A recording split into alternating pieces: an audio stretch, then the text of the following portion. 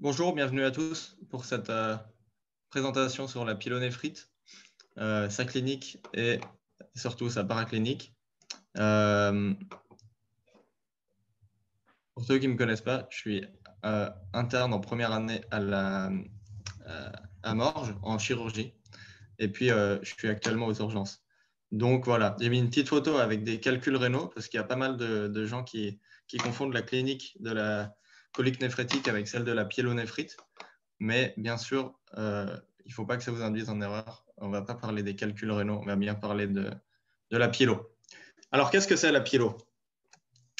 C'est une infection bactérienne du rein, ça vous le savez, et qui est un diagnostic clinico-biologique.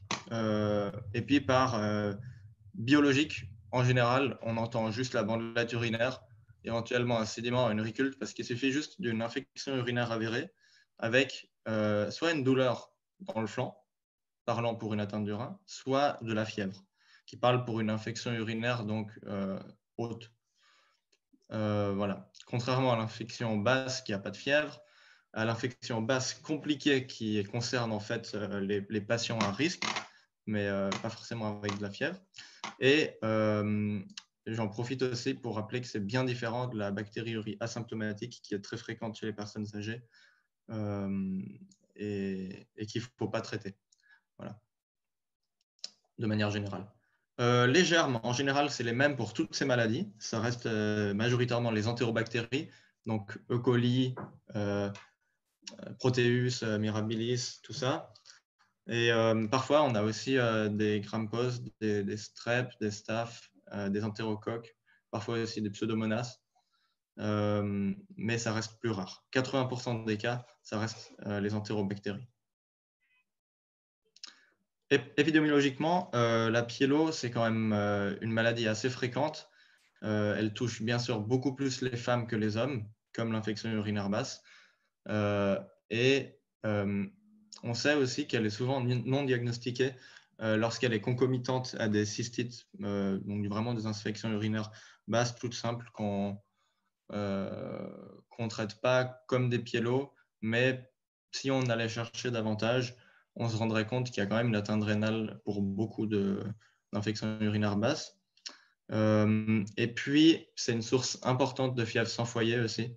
Chez les personnes âgées, des fois, on a des fièvres assez importantes. Hein, ça peut aller jusqu'à 39, 39,5, sans vrai foyer, sans cause connue. Et puis, finalement, on va trouver chez 10% des sepsis sévères comme cause, une cause rénale. Et puis, à l'inverse, une fois qu'on a une infection du rein, une pyélonéphrite, on aura un sepsis associé, donc on va retrouver des bactéries qui vont pousser dans les hémocultures dans 17% des cas, ce qui est quand même pas mal. La clinique, je vous laisse 2 secondes pour vous rappeler un peu à quoi ça pourrait ressembler. S'il y a une triade à retenir pour la pyélonéphrite, c'est vraiment la fièvre, les vomissements et la douleur costolombaire, donc la douleur dans le flanc. C'est une clinique qui est souvent assez typique. On a souvent cette triade vraiment quand on a une pyélo chez les sujets de moins de 65 ans et puis de plus de 5 ans, mais bon, on ne fait pas de la pédiatrie. Et aux âges extrêmes, on a plus souvent des symptômes un peu bâtards qui peuvent nous induire en erreur, comme simplement, comme je disais, une asthénie, une léthargie, des fois juste des symptômes urinaires, même sans fièvre, un état confusionnel aigu, et puis des fois, du coup, on est même tellement induit en erreur qu'on n'y pense pas du tout, comme je vous disais, par exemple, dans les cas de patients qui commencent à être sceptiques, on n'a pas encore de foyer, ben, on a vu qu'on retrouve quand même assez souvent une pyélo. Les personnes prédisposées, c'est les femmes enceintes. Mécaniquement, hein, le bébé, il appuie sur les uretères et puis ça a tendance à faire des petites dilatations de l'urtère qui vont laisser plus à même le rein de s'infecter. Les patients porteurs de malformations urogénitales et puis ceux qui ont eu des manipulations urologiques. Donc, chez ces 3 types de patients, et puis sûrement chez d'autres patients aussi, je dirais par exemple les patients âgés qui ont des fièvres sans foyer, il faut y penser aux moindres symptômes urinaires. Là, j'ai mis quelques malformations urogénitales fréquentes. Il y a l'hydronéphrose, la dilatation urétérale aussi. Il y a les duplicités des voies qui sont un facteur de risque aussi, mais on peut imaginer peut-être 2 fois plus de risque par urtère, s'il y a 2 fois plus d'urtère. Et puis, les diverticules aussi. On les voit? Oui, c'est bon. OK. La clinique. Donc, c'est une fièvre importante, vraiment, hein, souvent plus que 39 degrés, qui n'est pas toujours présente, surtout chez les vieux. Éventuellement, on a des frissons, on a souvent des nausées, des vomissements, comme je disais. Et puis, une douleur donc, dans la loge rénale, dans le flanc, bref, dans le dos, quoi, au niveau lombaire. Des symptômes urinaires qui durent plus qu'une semaine, ça doit vraiment faire évoquer une pyélo aussi, même s'il n'y a pas ces autres symptômes, donc douleur, fièvre. Et puis, chez la femme, on a souvent une hématurie macroscopique associée sur une cystite hémorragique, finalement, concomitante.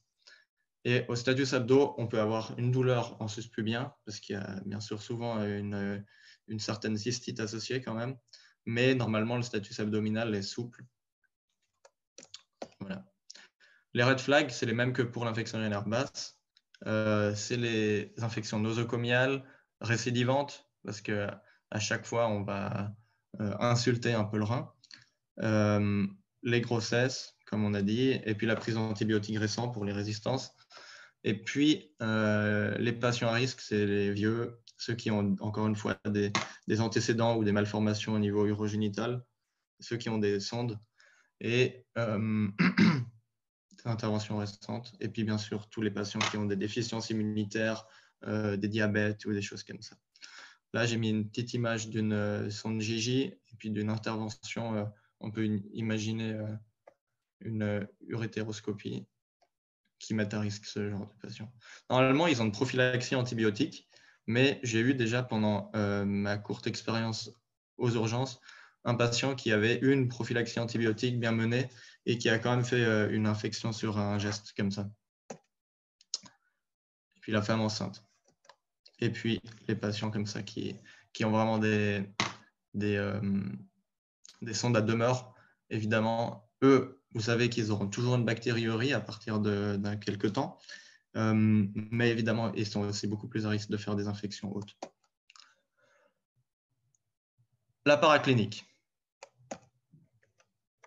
Alors, la bandelette urinaire, à ne pas confondre avec le sédiment, elle va montrer des locaux dans 80% des cas.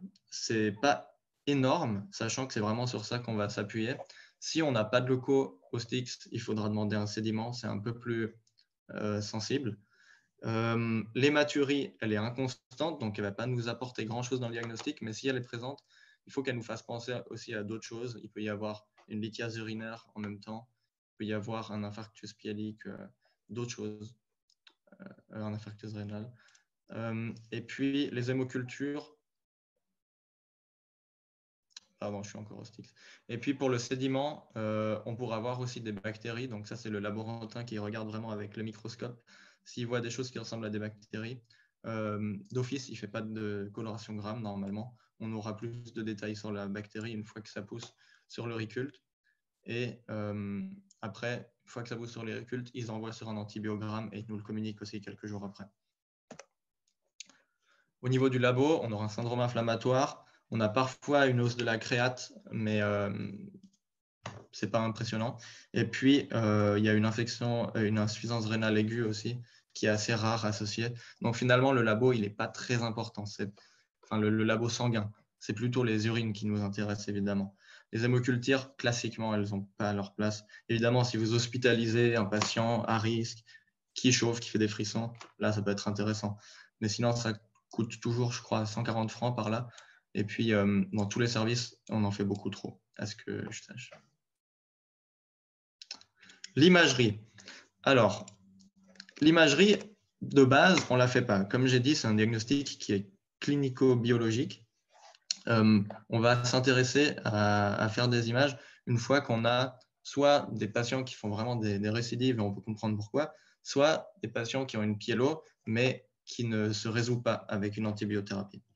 Donc, on va chercher des complications à ce moment. Ça peut être un abcès, ça peut être un emphysème, ce qui va être vraiment un facteur très important pour le pronostic, parce que les patients qui ont de l'emphysème à l'imagerie, ils vont vraiment moins bien s'en sortir pour leur piélo.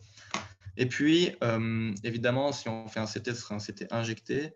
Et si on fait un US, finalement, même chose. Hein. Là, j'ai juste écrit à côté de l'US, si persistance plus de 48 heures ou douleur très importante, ça va être la même chose pour le CT. Hein. Voilà. Recherche de complications, c'est à peu près les mêmes. On peut voir l'obstruction aussi à l'US sans devoir irradier le patient. Parfois, un abcès. Et puis, par contre, dans l'autre sens, ça, on va souvent faire, quand on a un calcul, on recherche une obstruction, ça, on peut essayer à l'US. Et puis, à ce moment-là, on va s'inquiéter éventuellement pour une pyélo-obstructive, qui est quand même donc une colique néphrétique compliquée. Donc, ça va être bien différent. Voilà. La prise en charge. Donc, si tout va bien dans un ciel bleu, un patient qui a pas de comorbidité particulière, qui fait pas des pyélos toute sa vie, qui n'est pas inquiétant au niveau des signes vitaux, on peut le traiter en ambulatoire. Le traitement, c'est des quinolones, la ciprofloxacine, hein, comme dans l'infection urinaire basse chez l'homme, parce que ça a une bonne pénétrance au niveau du parenchyme, comme ça rénal, aussi au niveau de la prostate du coup. Et puis, éventuellement, on peut commencer avec une dose d'antibiothérapie IV chez les patients qui ont éventuellement un petit signe de gravité, mais qui ne méritent pas non plus une hospitalisation. Donc, ces patients-là, je l'ai dit plusieurs fois déjà aux urgences, on leur donne un shot de Ceftri et ils rentrent chez eux avec la Cipro. Voilà. Sur avis de l'urologue. Et puis, les patients compliqués, les femmes enceintes, il va falloir les hospitaliser jusqu'à ce qu'ils soient affébriles et asymptomatiques pendant 48 heures. Pourquoi notamment les femmes enceintes? Parce qu'on ne peut pas leur donner de quinolone, je vous rappelle. Donc, il va falloir leur donner des céphalos. En général, on donne des 3e génération, donc IV. Et puis, s'il y a un sepsis ou une suspicion de sepsis, on peut ajouter de l'amicacine ou d'autres antibiotiques. Ça, vous trouvez dans le guide des antibiotiques du CHUV. Et s'il y a un risque de SBL, par exemple, s'il y a eu de la coamox ou des céphalosporines ou des quinolones dans les 3 derniers mois, on ajoute une carbapénem aussi. Même chose, si le patient il a déjà eu juste des ESBL au niveau des frottis de dépistage dans sa vie, carbapénem. Voilà. L'évolution, du coup, vous l'avez compris, généralement, elle est bonne. Mais il y a des études qui montrent qu'à 10 ans, on a quand même, même pour un seul épisode de pyélo dans la vie, des stigmates au niveau rénal à l'imagerie. Donc ça, c'est une étude qui avait fait des scintilles à 10 ans chez des patientes qui avaient eu une seule pyélo ou plus dans leur vie. C'est pas forcément grave, mais ça montre quand même que l'atteinte est assez sévère pendant la pyélo. On n'a généralement pas d'insuffisance rénale aiguë sur le développement d'une pyélo. Et comme je disais, le pronostic il est vraiment empiré s'il y a une insuffisance rénale. De tête, j'avais lu un peu là, il me semble que c'est jusqu'à 60% de mortalité chez les patients qui ont ça, donc, et qui manifestent une infection bactérienne très importante. Voilà, c'est fini pour la présentation. Les messages à retenir, c'est que c'est une maladie fréquente qu'il faut prendre en charge vraiment sérieusement, mais si elle est bien prise en charge, on peut la traiter en ambulatoire. Qu'il faut évoquer avec des symptômes typiques, et puis il faut y penser quand on a des symptômes moins typiques ou juste des états confusionnels ou des patients sceptiques un peu plus âgés. Le diagnostic, il est clinico-biologique, et par biologique, on entend vraiment surtout les urines. Il faut évidemment faire une culture d'urine, hein, comme pour toutes les infections urinaires compliquées ou autres. Et le traitement, c'est des quinolones de base. Après, évidemment, il y a des fois, on doit adapter, on ne donne pas de quinolone aux femmes enceintes, etc. Est-ce que vous connaissiez la xanthogranulomatosis pyelonephritis? C'est un truc que j'ai appris pendant ces lectures. Et en fait, c'est une infection chronique type pyélo, surtout sur des entérobactéries. Et puis surtout chez des patients qui ont du coup des lithiases, des obstructions associées avec une hydronéphrose. Et c'est vraiment moche, hein. Vous voyez, ça fait des granulomes. C'est difficile à traiter. Et puis ça se voit bien à l'imagerie. Voilà. Je ne connaissais pas, donc je voulais juste en parler encore une seconde. Et puis voilà, ça c'est mes références. J'ai pas mis les sites en entier, parce que vous trouverez vous-même en tapant pyelonephritis ou ce que vous voulez. Pour ceux qui parlent allemand, il y a l'Eurosurf qui est pas mal de l'Université de Berne, qui vraiment donne plein de détails sur tous les examens complémentaires qu'on peut faire au niveau urinaire. Et puis voilà, moi j'ai regardé les antibiothérapies du CHUV, mais on peut aussi utiliser celle des HUG à mon avis. Cette nuit, j'avais regardé, et puis aux dernières nouvelles, ils donnaient aussi la Cipro pour les pieds. Voilà.